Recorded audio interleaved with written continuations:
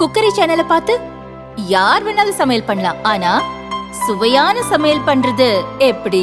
நான் இதயம் நல்லெண்ணெயில சமையல் பண்றேன். ஆஹா ஓஹோன்னு பாராட்டுறாங்க. நீங்களும் இதயம் நல்லெண்ணெயில சமையல் பண்ணுங்க, பாராட்ட வாங்குங்க. தினம் தோறும் வாங்குவே இதயம்.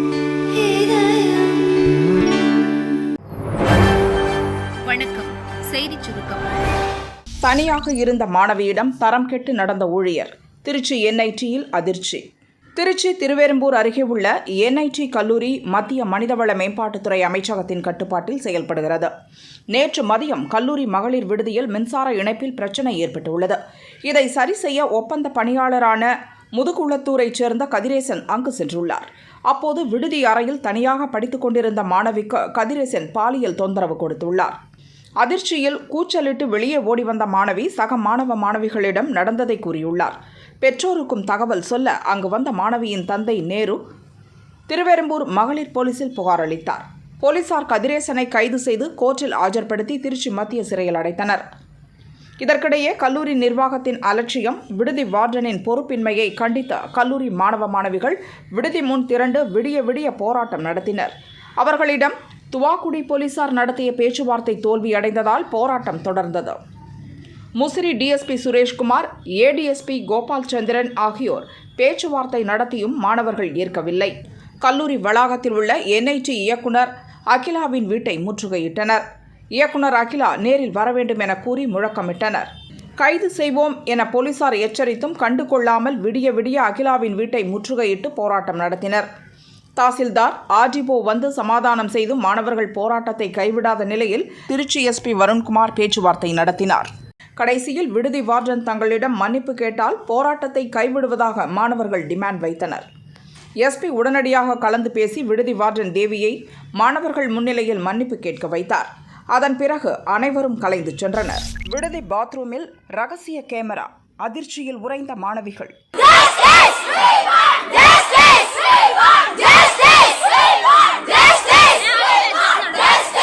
ஆந்திராவின் கிருஷ்ணா மாவட்டம் குடிவாடா மண்டலத்தில் குட்லவல்லேரு என்ஜினியரிங் கல்லூரி உள்ளது. கல்லூரியின் மாணவிகள் விடுதி பாத்ரூமில் ரகசிய கேமரா இருப்பது கடந்த வாரம் கண்டுபிடிக்கப்பட்டது.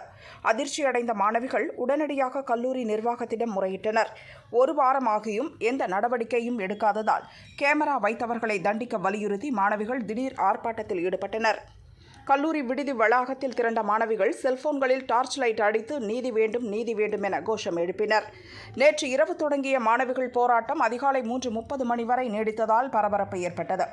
குளியல் அறையில் கேமரா வைத்து வீடியோக்களை விற்றதாக பிடெக் இறுதியாண்டு மாணவன் விஜயகுமாரை பிடித்து தாக்க முயன்றனர். அவருக்கு இன்னொரு மாணவன் உதவியதாகவும் மாணவிகள் குற்றம் சாட்டினர். அங்கு வந்த போலீசார் மாணவன் விஜயகுமாரிடம் விசாரணை நடத்தி அவரிடம் இருந்த லேப்டாப், செல்போனை பறிமுதல் செய்தனர். தொடர்ந்து மாணவர்கள், மாணவிகள் நிர்வாக தரப்பில் விசாரிக்கின்றனர்.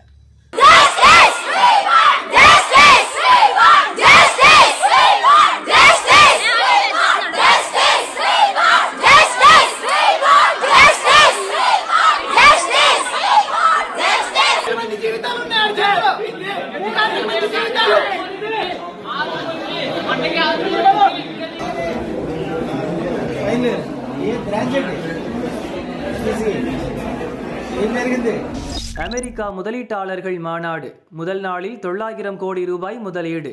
தமிழகத்திற்கு முதலீடுகளை ஈர்க்க அரசு முறை பயணமாக முதல்வர் ஸ்டாலின் அமெரிக்கா சென்றுள்ளார். சான் பிரான்சிஸ்கோவில் நடைபெற்ற முதலீட்டாளர்கள் மாநாட்டில் ஸ்டாலின் கலந்து கொண்டு பேசினார். அமெரிக்க முதலீட்டாளர்களை சந்தித்து தமிழகத்தில் தொழில் தொடங்க வாரீர் என அழைப்பு விடுத்தார். தமிழகத்தில் தொழில் தொடங்குவதற்கு உகந்த சூழல் உள்ளது. தொழில் தொடங்குவதற்கான ஒற்றை சாளர நடைமுறை மற்றும் திறன் வாய்ந்த இளைஞர்கள் உள்ளனர். தமிழகத்தில் செமிகண்டக்டர், மின்னணுவியல் உள்ளிட்ட துறைகளில் அமெரிக்க நிறுவனங்கள் முதலீடு செய்ய வேண்டும் என்றும் ஸ்டாலின் வலியுறுத்தினார். இதையடுத்து மாநாட்டில் நோக்கியா, பேபால் உள்ளிட்ட 8 நிறுவனங்கள் தமிழகத்தில் தொழில் முதலீடு செய்ய ஒப்புக்கொண்டன. அதன்படி சென்னை சிறுசேரி சிப்காட்டில் 450 கோடியில் நோக்கியா நிறுவனம் சார்பாக தொழிற்சாலை அமைக்க புரிந்துணர்வு ஒப்பந்தம் கையெழுத்தாகி உள்ளது. இதனால் 100 பேருக்கு வேலை கிடைக்கும். செம்மஞ்சேரியில் மைக்ரோசிப் நிறுவனம் 250 கோடியில் முதலீடு செய்ய உள்ளது. இதனால் 1500 பேருக்கு வேலை கிடைக்கும். பேபால் நிறுவனத்துடன் ஒப்பந்தத்தின் மூலம் சுமார் 1000 பேருக்கு வேலை வாய்ப்பு கிடைக்கும். கோவையில் 150 கோடி முதலீட்டில் செமிகண்டக்டர் உற்பத்தி தொழிற்சாலையை அமைக்க ஈல்டு என்ஜினியரிங் நிறுவனத்துடன் புரிந்துணர்வு ஒப்பந்தத்தின் மூலம் 300 வேலை வாய்ப்புகளும் இன்ஃபினிக்ஸ் நிறுவனத்தில் 50 கோடியில் 700 வேலைகளும், அப்ளைடு மெட்டீரியல்ஸ் நிறுவனத்தில் 500 வேலைகளும் உருவாக்கப்பட உள்ளன. குரங்கம்மை பாதிப்புக்கு ஏர்போர்ட்டுகளில் தனி வார்டு. கோவை ஏர்போர்ட்டில் குரங்கம்மை நோய் தடுப்பு நடவடிக்கை குறித்து சுகாதார அமைச்சர் மா. சுப்பிரமணியன் ஆய்வு செய்தார்.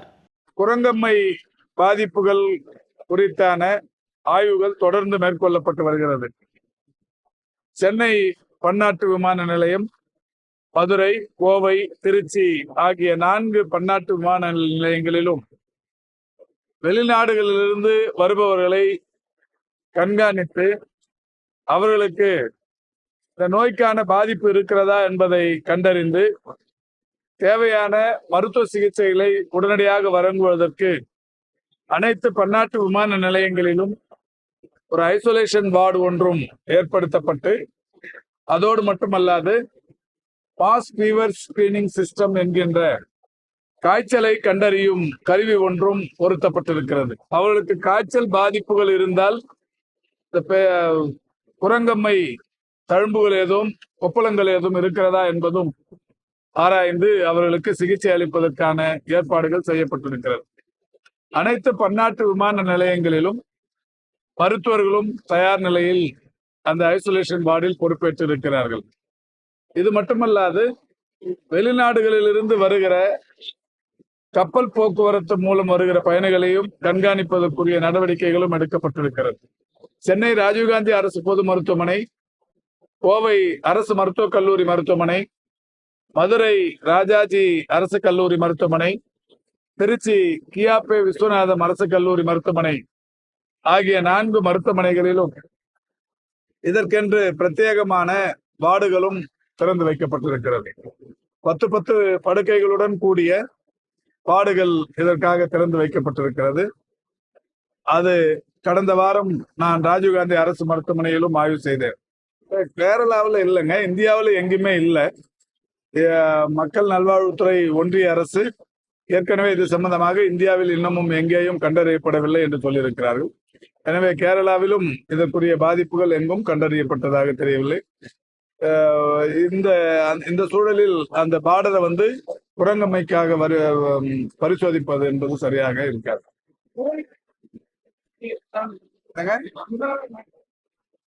இப்போ பொங்கல் அன்று 1000 மருந்தகங்கள் செயல்படும் என்று மாண்புமிகு தமிழ்நாட்டின் முதலமைச்சர்கள் விடுதலை நாள் விழாவில் சொல்லியிருக்கிறார்கள். மிக விரைவில் அதற்கென்று ஒரு கூட்டம் நடத்தி எந்தெந்த நகரத்தில் எத்தனை மருந்தகங்கள் அமைவது, அதில் எத்தனை மருந்துகள் TNMSC மூலம் ப்ரெக்யூர் செய்து அவர்களுக்கு விநியோகிப்பது போன்ற பல்வேறு அந்த மருந்தகங்களை வெற்றிகரமாக நடத்திட வேண்டும். ஏற்கனவே ஒன்றிய அரசு இது போன்ற மருந்தகங்களை தமிழ்நாட்டில் 800க்கும் மேற்பட்ட இடங்களில் நடத்தி கொண்டிருக்கிறார்கள். கனவில் வந்த முதல்வர், கட்சிக்கு திரும்பிய மாஜி. டெல்லி அரசியலில் ட்விஸ்ட். டெல்லி மாநகராட்சியின் 28வது வார்டு கவுன்சிலர் ராம்சந்தர் ஆம் ஆத்மி கட்சியின் மாஜி எம்எல்ஏ. ஆகஸ்ட் 25இல் ராம்சந்தர் உள்பட 5 ஆம் ஆத்மி கவுன்சிலர்கள் பாஜகவில் இணைந்தனர். அங்கு சென்று 4 நாட்களே ஆன நிலையில் திடீரென மீண்டும் ஆம் ஆத்மி கட்சிக்கே திரும்பியுள்ளனர். அக்கட்சியின் மூத்த தலைவரும் டெல்லி முன்னாள் துணை முதல்வருமான மணீஷ் சிசோடியா முன்னிலையில் 5 பேரும் இணைந்தனர். இதுகுறித்து பேசிய ராம்சந்தர் பாஜகவில் சேர்வதற்காக தாங்கள் ஏமாற்றப்பட்டதாக கூறினார். ஆம் ஆத்மிக்கு திரும்ப கட்சி தலைமை சமாதானம் செய்திருந்தாலும் திரும்பி வந்ததில் முதல்வர் அரவிந்த் கெஜ்ரிவாலுக்கு பெரும் பங்கு இருக்கிறது. அவரால் தான் கட்சிக்கு திரும்பும் முடிவை உறுதியாக எடுக்க முடிந்தது. அவர் என் கனவில் வந்து என்னை கண்டித்தார். ராம்சந்தர், எழுந்திரு, மணீஷ் சிசோடியா, கோபால் ராய், சந்தீப் உள்ளிட்ட ஆம் ஆத்மி தலைவர்களை போய் பார். உனது பகுதியில் உள்ள கட்சி தொண்டர்களை சந்தித்து மறுபடியும் வேலை செய் என அறிவுறுத்தினார். நான் ஆம் ஆத்மி கட்சியின் ஒரு சிறிய சிப்பாய். தவறான முடிவை எடுத்திருந்தாலும் மீண்டும் என் குடும்பத்துக்கே திரும்பிவிட்டேன். இனி ஆம் ஆத்மி கட்சியிலிருந்து செல்ல மாட்டேன். முதல்வர் சொன்ன வார்த்தைகள் அப்படி. எதிர்காலத்திலும் யாராலும் தவறாக வழிநடத்த இடம் கொடுக்க மாட்டேன் என உறுதிமொழி எடுக்கிறேன் எனவும் கவுன்சிலர் ராம்சந்தர் கூறினார். அனுமதியின்றி பிரியாணி போட்டி, உணவக மேலாளர் மீது வழக்கு பதிவு. கோவையில் ரயில் நிலையம் அருகே உள்ள போச்சே ஃபுட் எக்ஸ்பிரஸ் உணவகத்தின் சார்பாக கடந்த புதன்கிழமை பிரியாணி போட்டி நடத்தப்பட்டது. 6 பிரியாணி சாப்பிட்டால் 1 லட்சம் ரூபாய் பரிசு, 5 பிரியாணி சாப்பிட்டால் 50,000 ரூபாய் பரிசு, 3 பிரியாணி சாப்பிட்டால் 25,000 ரூபாய் பரிசு என விளம்பரப்படுத்தப்பட்டது.